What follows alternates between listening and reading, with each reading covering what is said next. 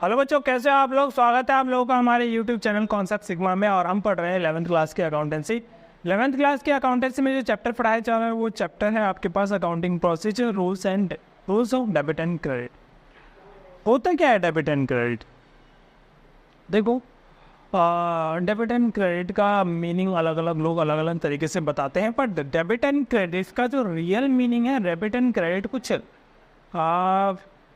Meaning निकालते नहीं है। डेबिट एंड क्रेडिट जो है असल में दो साइड्स हैं किसी भी अकाउंट्स जो कि डिराइव किए गए हैं डेबिटो एंड क्रेडिटो वर्ड से, जो कि Italian word.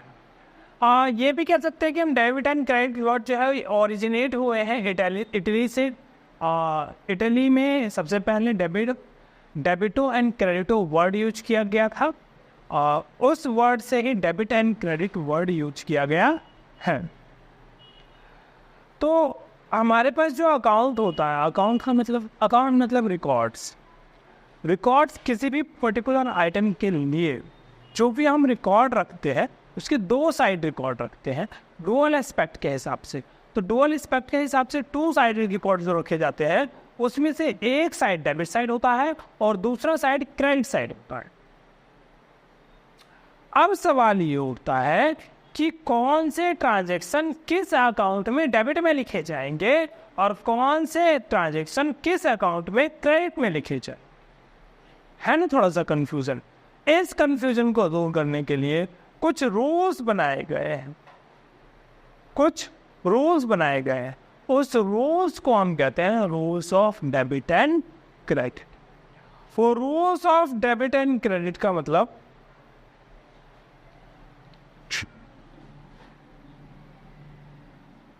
there are few rules.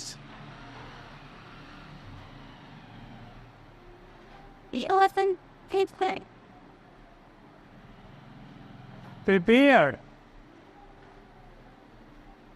for debiting or crediting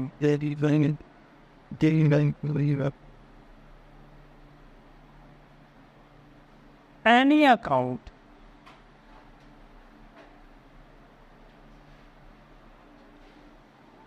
तो वो जो रूल्स बनाए गए हैं डेबिट करने के या क्रेडिट करने के लिए, वो रूल्स दो तरीके से बनाए गए हैं, एक ट्रेडिशनल अप्रोच से और एक मॉडर्न अप्रोच से।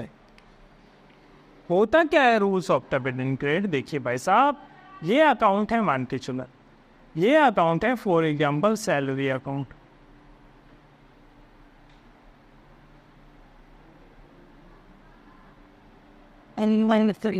तो इस सैलरी अकाउंट पे दो साइड है, एक साइड डेबिट साइड है और राइट साइड जो क्रेडिट साइड है। लेफ्ट साइड डेबिट साइड और राइट साइड क्रेडिट साइड।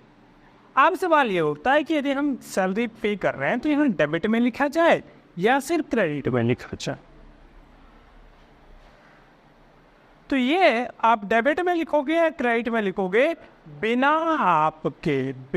आपके रूल्स जाने ही नहीं पता जाता। तो फिर क्या किया जाए? तो पहले आप रूल्स जानिए, क्या रूल्स है किसी भी अकाउंट को डेबिट एंड क्रेडिट करने के लिए। तो जो रूल्स बनाए गए हैं डेबिट एंड क्रेडिट करने के लिए किसी भी अकाउंट को, दो प्रकार के रूल्स बनाए गए। और ये रूल्स जो बनाए गए हैं ये डुअल एस्पेक्ट कॉन्सेप्ट के हिसाब से बनाए गए हैं।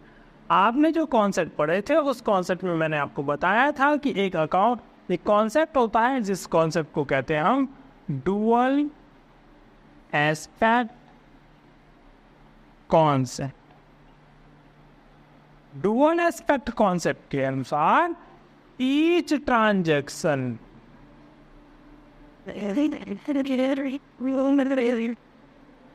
will have two effects, namely debit and credit.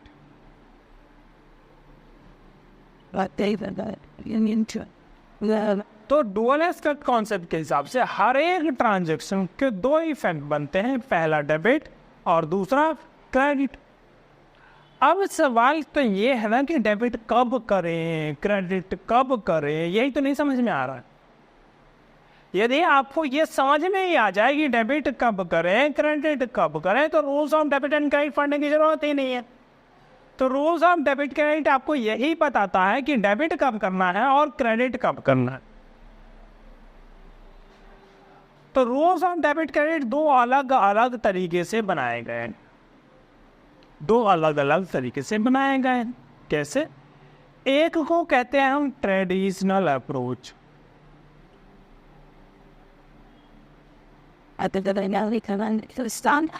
और एक को कहा जाता है मॉडर्न अप्रोच।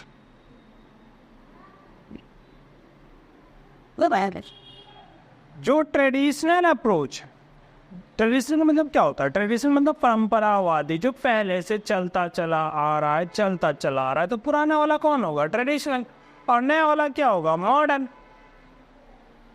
ठीक है, तो ट्रेडिशनल अप्रोच और मॉडर्न अप्रोच दो अप्रोचेस। इनमें से ट्रेडिशनल वाला पुराना अप्रोच है और नया जो है वो मॉडर्न वाला अप्रोच है। तो इसे मैं लिख देता हूँ पुराना, और मॉडर्न वाला जो है वो नया। जितने भी सॉफ्टवेयर बनाए जाते हैं आज के टाइम पे, जितनी भी अकाउंटिंग होती है वो सॉफ्टवेयर के ऊपर होती है। अब आप पुराने तरीके से जो अकाउंट्स आप पढ़ रहे हैं उनमें जो बुक्स बनाएंगे आप, जो अकाउंट्स बनाएंगे आप, वैसा अकाउंट्स अब प्रैक्टिकली नहीं होता। तो प्रैक्टिकली अकाउंट्स कैसा होता है? प्रैक्टिकली अकाउंट्स सॉफ्टवेयर पे बनाए जाते हैं, यानी कंप्यूटर पे बनाए जाते हैं। और जो कंप्यूटर सॉफ्टवेयर पे जो बनाए जाते हैं अकाउंट्स, वो मॉडर्न अप्रोच फॉलो करता है।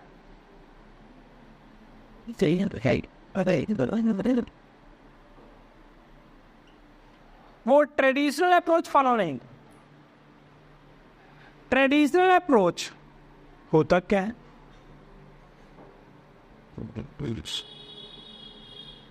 This approach is being followed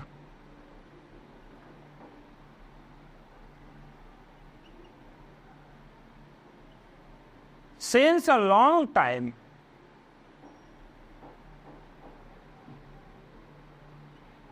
and under this approach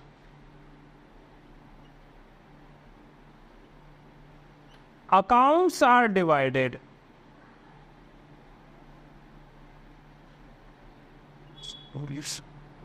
into following categories. In categories में अकाउंट्स को बांटा जाता है। तो सबसे पहले हम अकाउंट्स को दो हिस्सों में बांटते हैं। पहला है पर्सनल अकाउंट्स, दूसरा है इम्पर्सनल अकाउंट।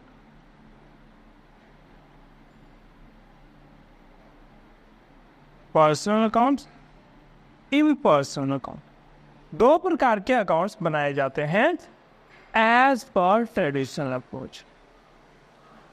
पर्सनल अकाउंट जो होते हैं, these accounts are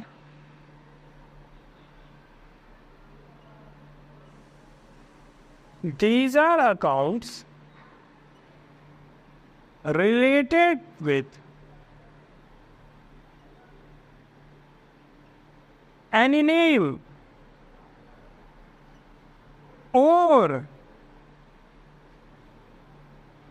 persons or institutions।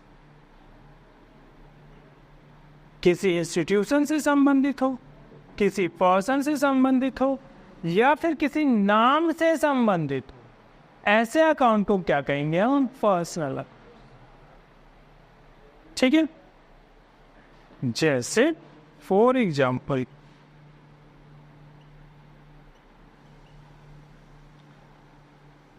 Anil's account, Rohit account,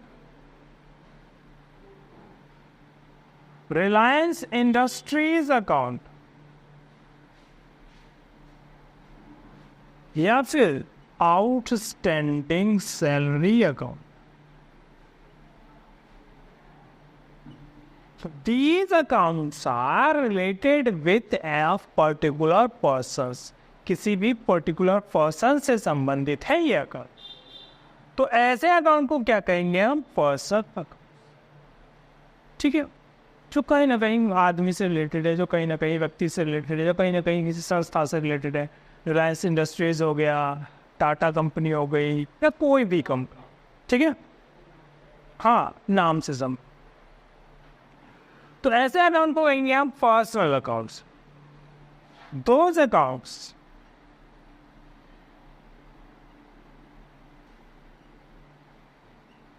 which are not related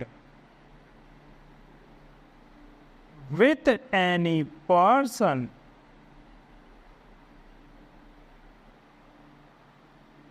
or any institution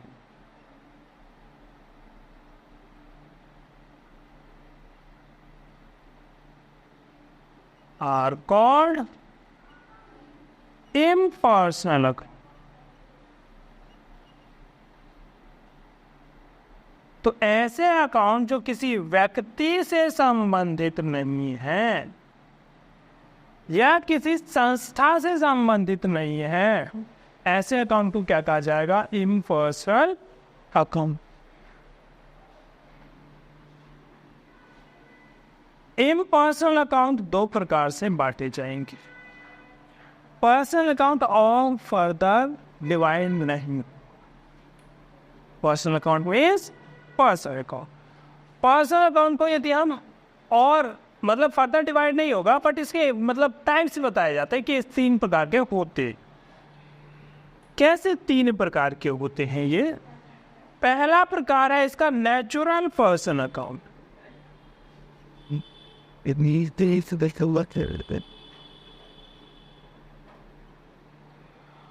दूसरा टाइप है इसका आर्टिफिशियल पर्सनल अकाउंट।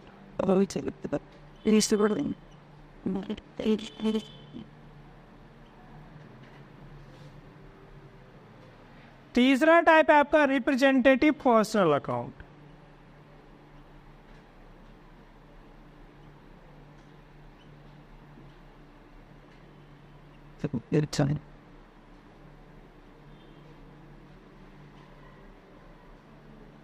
अब मैं इन तीनों के बारे में बताता हूं। हाँ जी, तो 3 प्रकार के अकाउंट्स बनते हैं आपके पर्सनल अकाउंट्स की कैटेगरी में। पहला है नेचुरल पर्सनल अकाउंट्स, दूसरा है आर्टिफिशियल पर्सनल अकाउंट और तीसरा है रिप्रेजेंटेटिव पर्सनल अकाउंट। सुन लीजिए, मैं आपको वैसे ही समझाने की कोशिश करता हूँ कि नेचुरल पर्सनल अकाउंट्स कौन से होते हैं और आर्टिफिशियल पर्सनल अकाउंट्स कौन से होते हैं और रिप्रेजेंटेटिव पर्सनल अकाउंट्स कौन से होते हैं।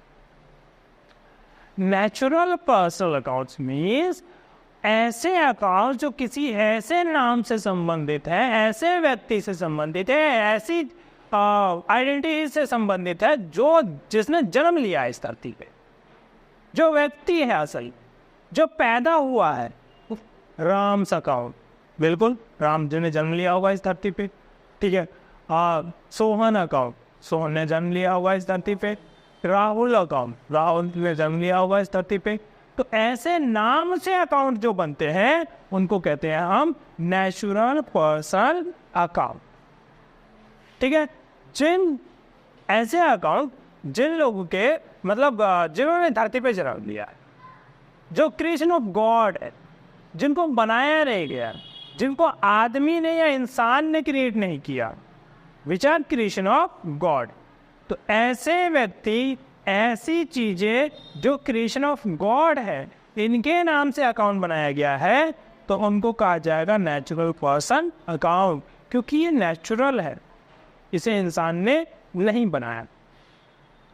Artificial account, artificial personal account ऐसे पर्सनल अकाउंट्स हैं जो किसी संस्था से रिलेटेड है, जैसे रिलायंस इंडस्ट्रीज लिमिटेड है, किसी पार्टनरशिप फर्म से रिलेटेड है, किसी प्रोप्राइटरशिप फर्म से रिलेटेड है, किसी ऐसी संस्था, किसी भी ऐसी कंपनी से रिलेटेड है, किसी भी ऐसे फर्म से रिलेटेड है। आपके अड़ोस पड़ोस में दुकान होती है, उन दुकानों के नाम होते हैं, उन दुकानों के नाम जो है वो इंसान ने खुद रखे हैं, वो दुकानों के नाम भगवान ने पैदा नहीं किए, या वो दुकान जो है भगवान ने नहीं बनाया।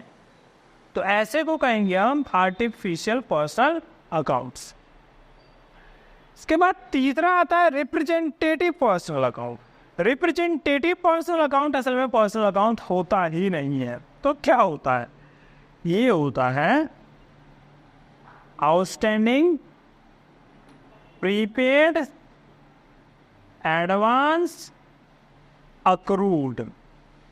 जिन चीजों के सबसे पहले एडवांस आ जाए, प्रीपेड आ जाए, आउटस्टैंडिंग आ जाए, अक्रूड आ जाए, ऐसे अकाउंट्स को क्या कहते हैं? ऐसे अकाउंट्स भी पर्सनल ही होते हैं, पर ऐसे अकाउंट्स को कहा जाता है आपका रिप्रेजेंटेटिव पर्सनल अकाउंट। ठीक है।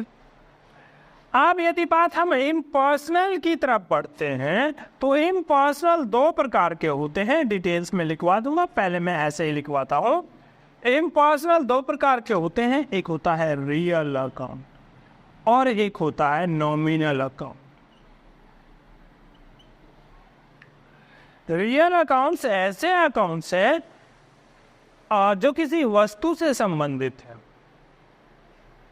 कोई भी वस्तु उससे संबंधित अकाउंट होगा तो रियल अकाउंट होगा। क्यों? क्योंकि रियल चीजों को देखा जा सकता है, छुआ जा सकता है, इसीलिए ऐसी चीजों को जिनको आप देख सकते हैं, जिनको आप छू सकते हैं, जिनको आप महसूस कर सकते हैं, ऐसी चीजों को नाम क्या दिया गया है? Real accounts. जैसे फर्नीचर का अकाउंट बना लिया गया, रियल अकाउंट है। जैसे कैश का अकाउंट बना लिया गया, रियल अकाउंट है। जैसे बिल्डिंग का अकाउंट बना लिया गया, रियल अकाउंट है। जैसे लैंड का अकाउंट बना दिया गया, रियल अकाउंट है। जैसे स्टॉक का अकाउंट बना लिया गया, रियल अकाउंट है। जैसे व्हीकल का अकाउंट बना लिया गया, रियल अकाउंट है। ऐसी कोई भी वस्तु जिसे आप देख सकते हैं, छू सकते हैं, उन्हें रियल कहा जाता है, इसीलिए वो रियल अकाउंट की कैटेगरी में आ गए। तो मैं शॉर्ट में लिखूं तो विच कैन बी सीन और टच्ड, जिनको आप देख सकते हैं या फिर छू सकते हैं, ऐसे अकाउंट्स को कह सकते हैं हम रियल अकाउंट्स। ठीक है। Furniture accounts, books accounts, plant and machinery account, land account, building account, cash account, ये सारी चीजें, इन्वेस्टमेंट अकाउंट, ये सारी चीजें देखी जाती है और छुई भी जाती है, तो इसीलिए इनको आप कह सकते हैं रियल।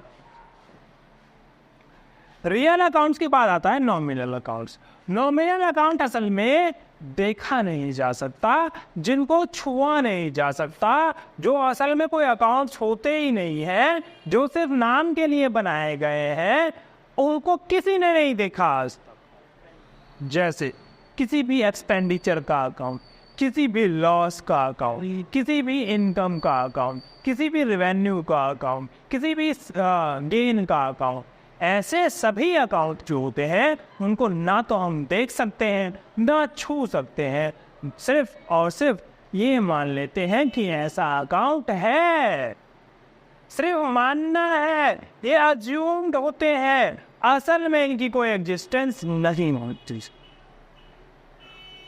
ठीक है। जैसे सैलरी अकाउंट, पिताजी की सैलरी आती है तो आपने पिताजी की सैलरी नोट में देखी होगी, है ना? किसी ने कभी आज तक सैलरी नहीं देखी। वेजेस मिलती है, वेजेस भी नोट में देखी होंगे, किसी ने आज तक वेजेस नहीं देखा। इलेक्ट्रिसिटी, इलेक्ट्रिसिटी के खर्चे पे करते हैं, इलेक्ट्रिसिटी हमने आज तक नहीं देखी, है ना? उसके बाद रेंट, रेंट पे करते हैं, रेंट हमने आज तक नहीं देखा, पैसा पे करते हैं और रेंट नाम रख दिया उसका, है ना? उसके बाद डेप्रिसिएशन, डेप्रिसिएशन हमने आज तक नहीं देखा, इस फर्नीचर की वैल्यू कम हो गई और उसका नाम डेप्रिसिएशन दे दिया। ये क्या बात हुई? डेप्रिसिएशन तो हमने देखा ही नहीं आज तक। ठीक है। उसके बाद वेजेस हो गया, स्टेशनरीज हो गई, रेंट हो गया, सैलरी हो गई, वेजेस हो गया, लॉसेस हो गए, ऐसे सभी प्रकार की चीजें जो आप देख नहीं सकते, जिन्हें आप छू नहीं सकते, जिन्हें आप महसूस नहीं कर सकते, ये सभी प्रकार के अकाउंट्स क्या कहलाते हैं? Nominal accounts. Nominal accounts means which can not be seen और टस्ट, जिनको देखा नहीं जा सकता या फिर छुआ नहीं जा सकता, लाइक और लॉसेस, एक्सपेंसेस, गेन्स, रिवेन्यूज। ठीक है, रियल अकाउंट में आता है फर्नीचर, लैंड, कैश, एटसेट्रा। ऐसी चीज है वो रियल अकाउंट पे आते। ठीक है, यदि हम मॉडर्न अप्रोच की बात करें तो मॉडर्न अप्रोच ने 4 कैटेगरी में बांटा है, 5 कैटेगरी एक्चुअली, वो तो 4 ही है, 5 बांट दिया जबरदस्ती का है। सबसे पहले इन्होंने बांटा कि असेट्स में, फिर बांटा लायबिलिटीज में, फिर बांटा कैपिटल में, फिर बांटा एक्सपेंसेस में, और फिर बांटा रेवेन्यूज।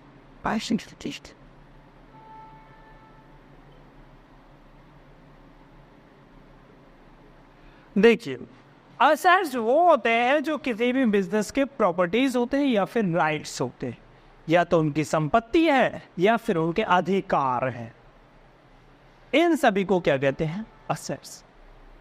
एग्जाम्पल देखिए असेट्स का, फर्नीचर मेरी प्रॉपर्टी है, असेट्स। बिल्डिंग मेरी प्रॉपर्टी है, असेट्स है। इलेक्ट्रिक इक्विपमेंट्स मेरी प्रॉपर्टी है, असेट्स है। व्हीकल्स मेरी प्रॉपर्टी है, असेट्स है। डेटर से मुझे पैसा लेना है, ये मेरा राइट्स है। डेटर से मुझे पैसा लेना है, ये मेरा राइट्स है, तो ये भी असेट्स।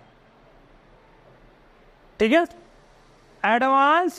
एक्रूड इनकम, कोई इनकम है जो आपने कमा लिया पर अभी तक मिला नहीं, तो ये भी आपका राइट है, तो इसलिए ये भी असेट्स। ठीक है, प्रीपेड एक्सपेंस, आपने पहले पैसा दे दिया पर अभी तक कोई काम लिया नहीं, पैसा पहले दे दिया, कोई बेनिफिट लिया नहीं अभी तक, तो फिर ये भी असेट्स है, क्योंकि ये मेरा राइट है बेनिफिट लेने का। ठीक है, तो असेट्स क्या होते हैं? असेट्स 2 हो सकते हैं, या फिर राइट्स हो सकते हैं या फिर प्रॉपर्टीज हो सकते हैं।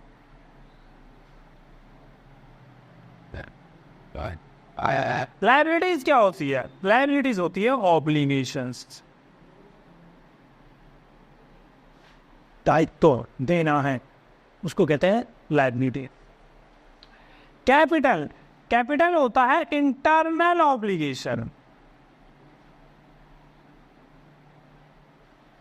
ऐसे ऑब्लिगेशन जो मालिक के प्रति है उसको कहते हैं कैपिटल। एक्सपेंसेस क्या होते हैं? Expenses are benefits, all cost and benefits.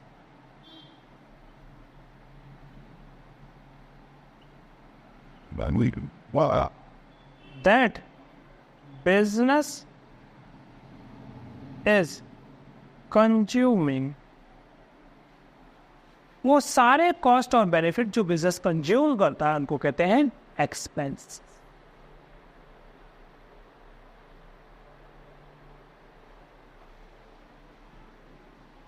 Revenues, all receipts, gains are revenues. सारे रिसिप्ट्स और गेन्स जो होते हैं उनको क्या किस कैटेगरी में रखा जाता है? Revenues. This is what we are talking about rules of debit and credit में मैंने सिर्फ कैटेगरीज बताई है। अभी तक आपको किसको डेबिट करना है किसको क्रेडिट करना है ये अभी भी नहीं बताया है, तो मैं इसे भी बताऊंगा आपको कि किसे डेबिट करना है और किसे क्रेडिट करना है। ठीक है, ये हिस्सा मिटा दिया जाए। ये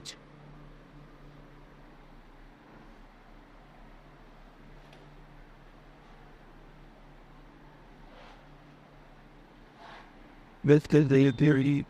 It's either a bad thing, either a bad thing. What's the way? What is it? I had the giving of that. I'm in the guy in the manufacturing, the very.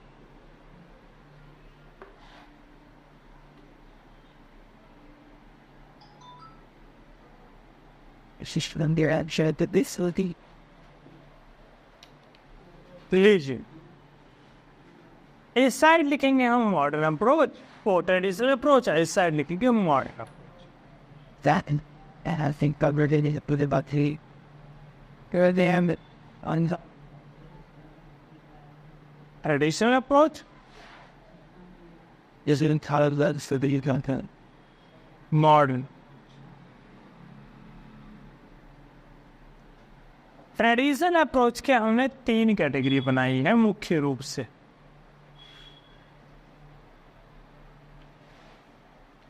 Modern approach के हमने 5 category बनाई है मुख्य रूप से.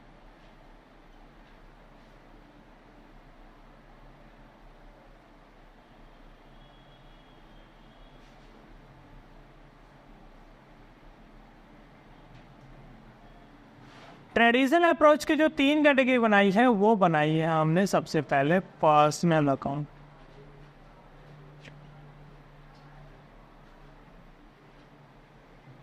दूसरा बनाया हमने रियल अकाउंट. तीसरा बनाया हमने नॉमिनल अकाउंट.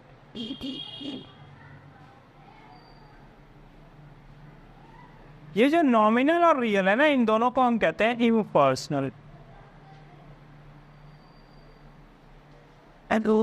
ठीक है. पर्सनल अकाउंट में आप हमेशा डेबिट करेंगे the receiver, debit the receiver, और क्रेडिट करेंगे द गिवर. ठीक है. कौन से अकाउंट होते हैं पर्सनल अकाउंट में? एग्जांपल लिख देता हूं.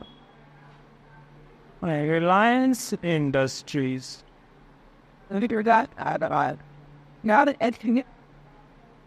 राम्स अकाउंट, श्याम्स अकाउंट,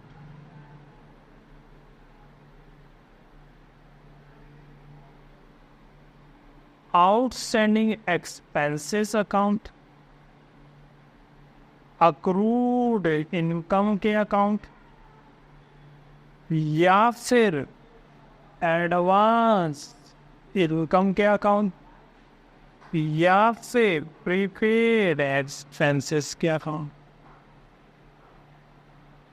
इन सभी अकाउंट को पर्सनल की कैटेगरी में रखेंगे और इसका जो रूल बनता है वो बनता है debit the receiver and credit the giver. Real account में हम हमेशा डेबिट करते हैं व्हाट कम्स इन, जो आता है, और क्रेडिट करते हैं व्हाट गोज आउट, जो जाता है.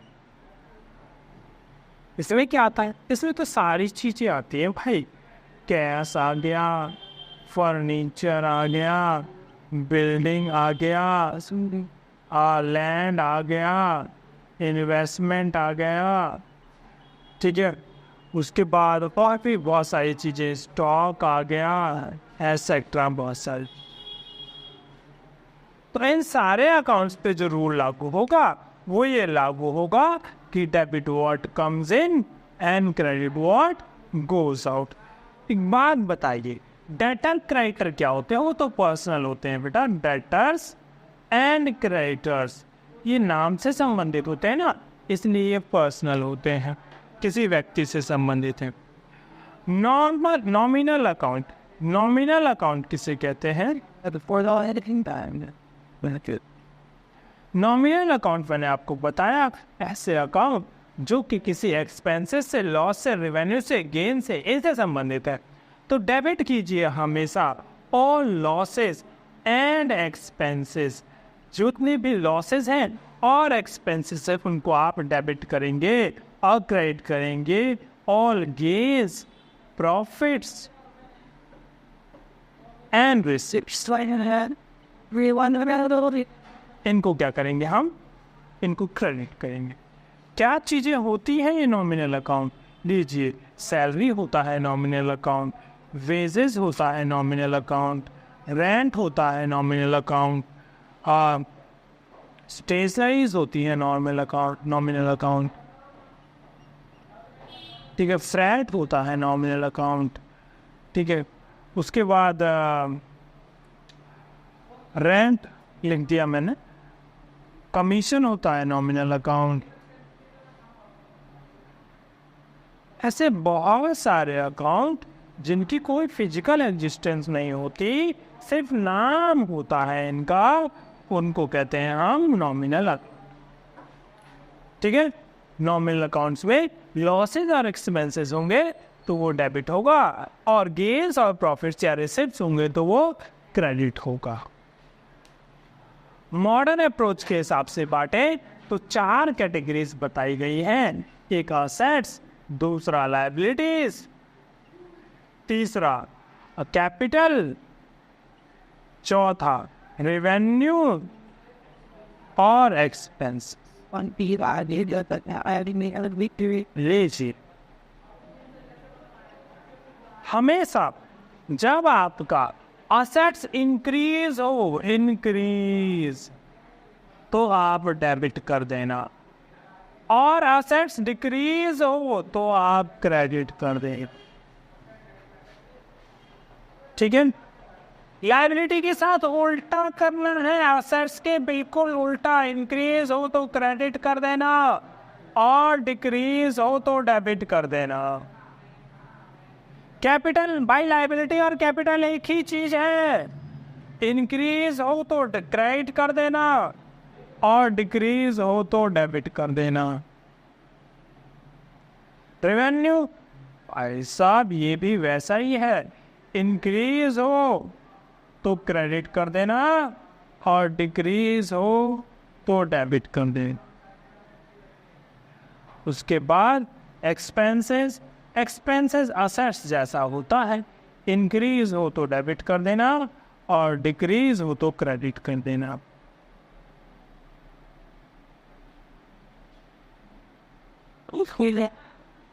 ठीक है। होता क्या है असेट्स? भाई साहब ये तो बड़ा आसान है, कैश हो गया, बैंक हो गया, इन्वेस्टमेंट हो गई, लैंड हो गया, फर्नीचर हो गया, बिल्डिंग हो गया, स्टॉक हो गया, एसेट्रा। ऐसे बहुत सारे अकाउंट्स हैं जो असेट्स कहलाते हैं, और असेट्स बढ़ जाए तो डेबिट कर देना, असेट्स घट जाए तो क्रेडिट कर देना। लायबिलिटीज में क्या क्या आते हैं? क्रेडिटर्स हो गए, आउटस्टैंडिंग एक्सपेंसेस हो गए,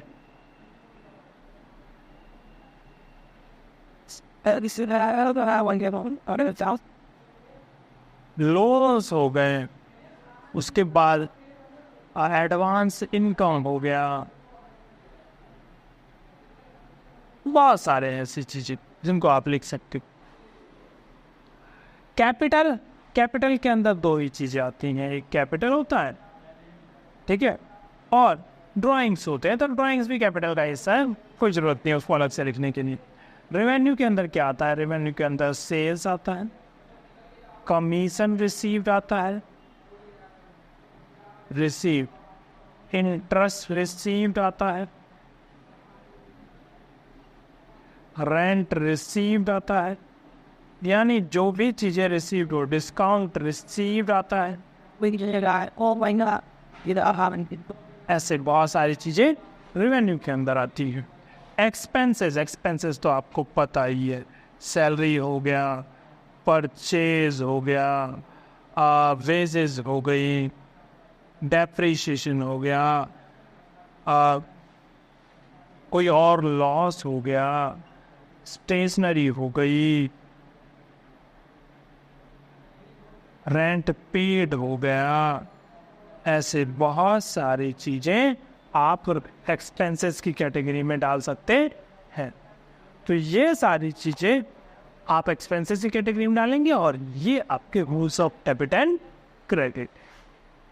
तो मैंने आपको बता दिया rules of debit and credit का पूरा कॉन्सेप्ट इन वन शॉट।